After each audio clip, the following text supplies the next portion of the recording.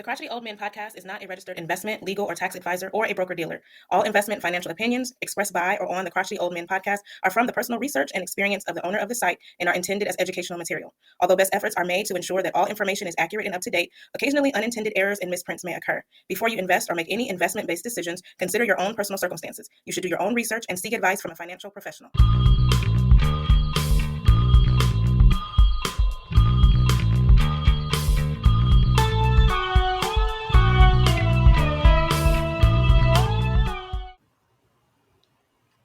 Hello and hello again from Gary Smith, one of the co-hosts of the Crotchety Old Men podcast.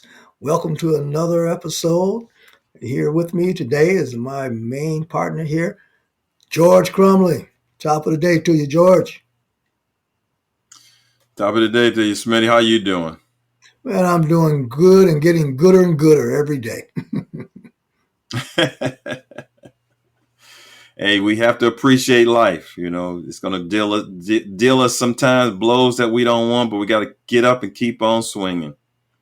Hey, man, it's a gift. So, hey, that's the way I look at it. So anytime you get a gift, you take advantage of it. You be happy that you got it because you didn't have to get it, because a lot of people didn't get the gift of life this morning. So, hey, I'm going to take this present, man, and like I said, I'm going to get gooder and gooder. Okay. That's why they call it the present. Amen. Amen. Well, partner, what are we talking about today? What's on the agenda? You know, Smitty, one of the things that we often miss out on in retirement is taxes. Okay. And what portion of that will, play in our life of retirement. So I thought it would be interesting to talk about taxes in retirement. Okay. Yeah, no one likes to pay taxes, okay, whether you're working or retired. So that's one subject I'm sure we ought to get a lot of ears and attention to as we talk about ways to, I won't say avoid them, but ways to mitigate the impact of taxation and what it has on retirement. So, George, take us away, man. Well, first of all, I'd like to start off by just the simple question is, and I'm going to ask and answer it also, which is, why do we pay taxes? So we don't get arrested. I mean, bottom line. Bottom line. All right. Well, okay, but let me put this out there. All right. So now, are you telling me that if a person does not pay their taxes to the government, Uncle Sam there, that there's a tax police out here that's going to take you to jail just because you just didn't pay the doggone tax? Did you get a bill? I mean, I guess, is it anything that got to do with circumstances, or is that a law that you must pay taxes? Let's start there. Well, there's a law that says you must pay your taxes, Smitty. So, but I say that obviously painting it with a broad brush, because, you've got to be way down the line before you actually get arrested. But there is a thing called tax evasion, which I think we're all aware of. But, we're not going to go into those weeds because, that's what the show is all about, is to help our audience, stay out of that. But just to be aware of it.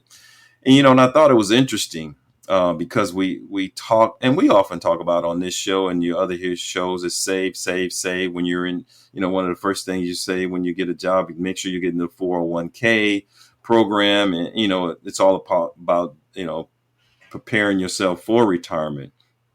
And so, interesting enough, as of December 31st, 2023, 401k plans held $7.4 trillion in assets.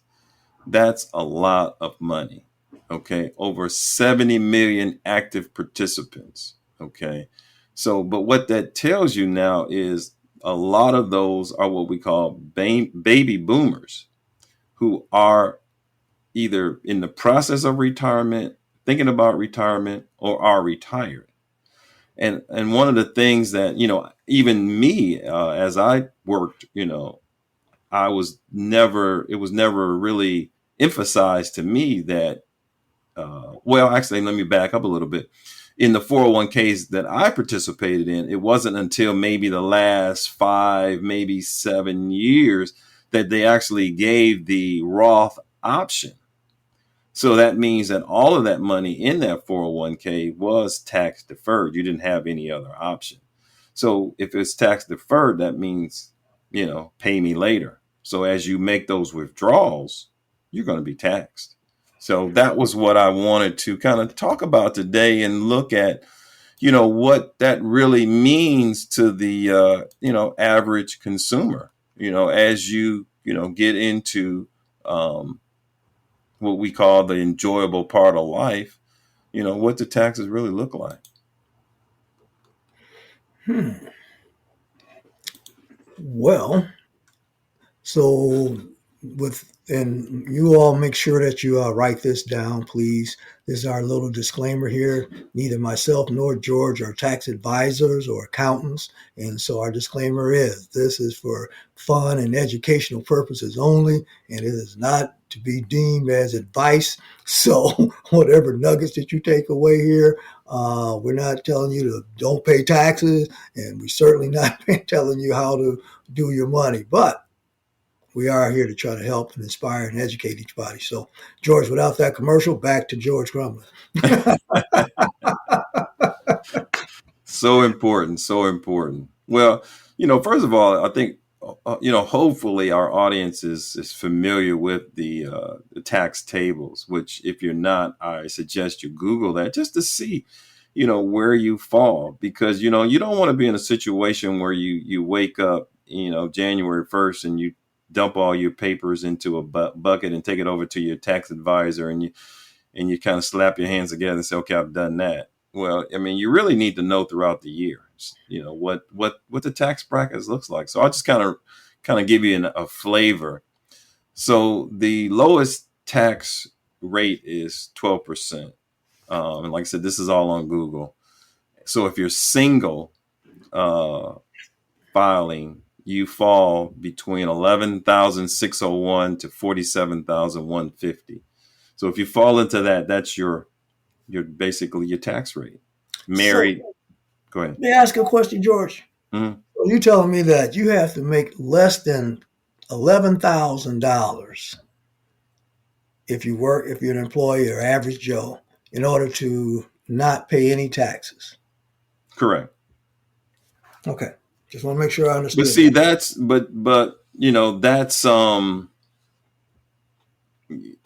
there's also, without here again getting into the weeds and giving advice, there's also what you call an effective tax rate, because you could make, say, as a single individual, say $30,000 a year, and with your standard deductions, okay, it could possibly take you below that $11,000. When I say standard deductions, the ones that the government gives you plus any deductions that you have, and any other endeavors that are businesses and things of that nature that allow you to have different write-offs could drop your actual revenue or your actual income rate down, which would put you in a lower tax rate, or what we call the effective tax rate, and you could fall into that paying no taxes. Gotcha. Yeah. Okay. So I mean, everything that I'm saying, there's adjustments to it. Mm-hmm. These are basically the basic numbers without any deductions. Okay. So, for married filing jointly, that's that same 12% bracket is 23,201 to 94,300.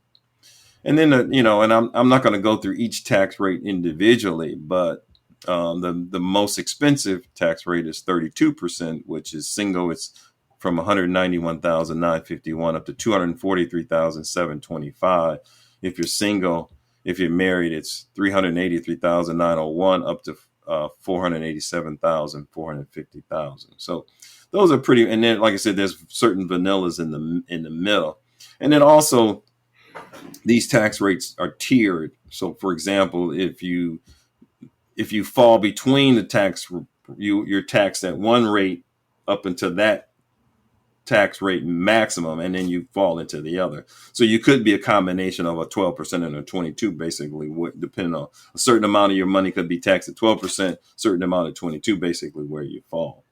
Mm. So, but the point of the matter is, I want you to be aware of this when as far as once you retire, because here again, Social Security is taxable, 401ks are taxable. So you need to be very aware of that once you retire, that taxes don't go away. Hopefully someone wrote that one down. So you mean that just because you stop working, so I think what I'm hearing in essence, George, is that retirement takes planning. You can't just wake up one day and say, "Hey, I'm going to retire," without taking all those things that you just shared with us into consideration. In addition to, I believe you said it earlier about the lifestyle. How will your lifestyle change once you're no longer working or punching a clock or working for someone else? What's going to change in your lifestyle? Where are you going to go in the morning? Okay, so whatever that day is filled with is certainly probably going to have a cost associated with it. So in planning your life, as George is saying, it's not how much you make, it's how much you keep. How What we're much you talking. keep. Yeah. So George, good stuff, man. Good stuff. What else should we know about this thing called taxes in retirement? Well, like you say, failing to plan is like, Planning to fail.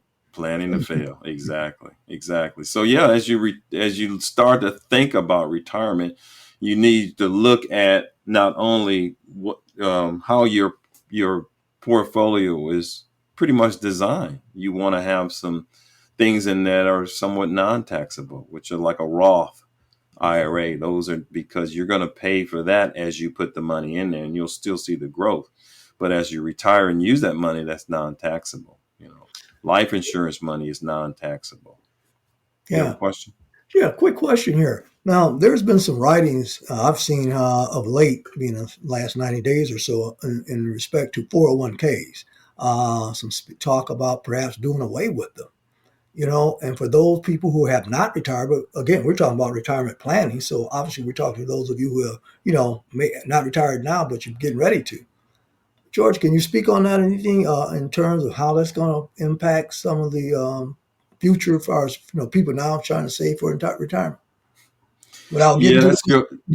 that's your old friendly government. As I said before, $7.3 trillion are deferred, and as people start to, dip into their 401ks, that becomes taxable. So from a government perspective, they look at it as a whole.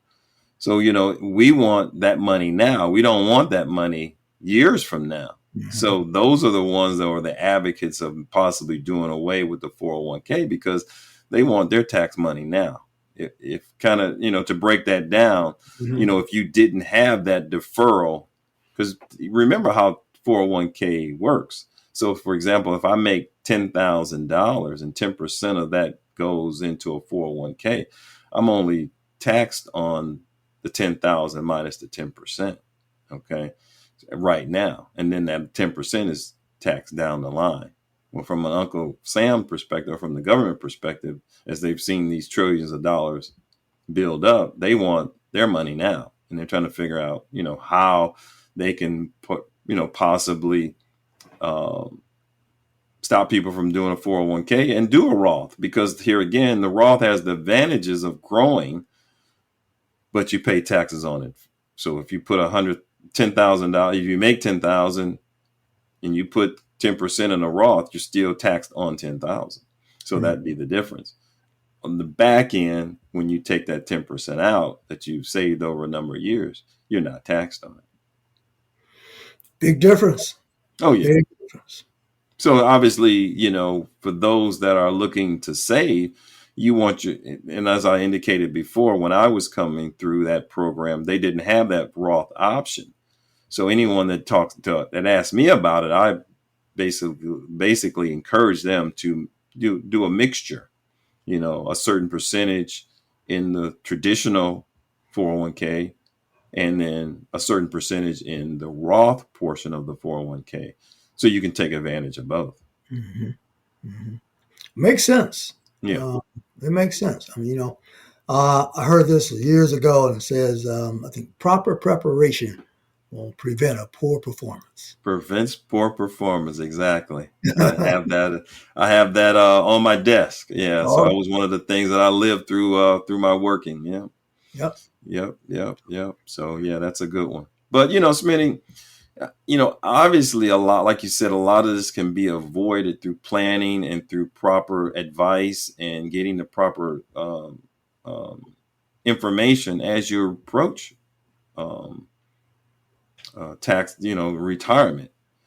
Because of the fact that there's other vehicles. We talked about um, the tax brackets, and we talked about the standard deductions, because here again, the standard deductions allow you to deduct, I believe it's about $29,000 off the top if you're married. So that comes off the top. And then also on your Social Security benefits, I believe a half of that is non-taxable. So that could automatically put you in a different tax bracket. But then obviously, as you're a big component of investing in, real estate, and that also can allow you to have additional deductions, which here again will, reduce the amount of money that appears as income. Oh, That's what the smart people do, is they invest in businesses, real estate, any of those things that are going to allow them to deduct as much as possible. And necessarily it's income for them is from a monetary spending, but on a tax form, it may not look like income. absolutely. That's one of the beautiful things about being here in America. America has more small businesses than any other country on this planet. And so outside of that, there's a separate tax code for those of us who own businesses and or real estate that create capital gains as opposed to income. Again, we're not going to get out in the weeds, but we need to have a balance here. George spoken to the one type tax bracket, which exists, and you certainly need to educate yourself on that by way of going to Google and learn those various stages of the taxation. Then there's another tax formula, and it's geared primarily toward business owners and those who earn capital gains income. There's only three levels. The highest tax bracket is 20%. The median tax bracket is 15%. And yes, the third tax bracket is actually 0% on tax. It's legal. Nothing. You go to jail if you evade taxes. You go to the bank if you're able to avoid them. Okay, it's a big difference between going to jail and going to the bank. So you need to know the difference between the two. Obviously, you need to get with financial advisors that can teach you all of that stuff. But those tax laws, the tax laws that are here in the United States, were geared toward the wealthy. And how do you get wealthy? By either owning real estate, owning a business, or both. We're not going to get into all the details about it, but you want to know the balance of it. And that's why you have a lot of people who may have worked those years and they got the 401ks and stuff set aside. We want you to hear this. There's a lot of them, just like some of us, who have all along those years invested in real estate, taking advantage of the depreciation, taking advantage of the appreciation of the asset.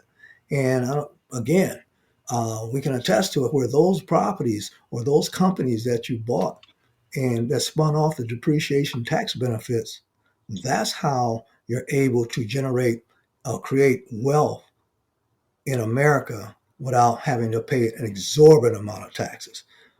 We joked around earlier and said, most people look at paying taxes negatively, but in essence, we're supposed to pay our fair share in taxes. How else will we get good streets, bridges, infrastructure, law enforcement? I could go on and on, because those taxes pay our security and things of that nature. So it pays for our government. Yeah, we can get out there and we know that some of that money is mismanaged. But the point of the matter is, nothing wrong with paying your fair share of taxes. But at the same token, if there's tools out there, just such as the Roth, such as some of these 401ks and other tools that are out there to help us appreciate and grow our assets, but at the same time reduce the impact of taxation on those assets, there's nothing wrong with that. So we encourage you, continue to educate yourself, continue to learn about something, other things that either can grow your business if you have one, or grow your capital if you have some savings somewhere. Not only do you want to protect that nest egg, but you also have to think of creative ways, and depending upon your risk tolerance level, ways in which you can increase that nest egg also.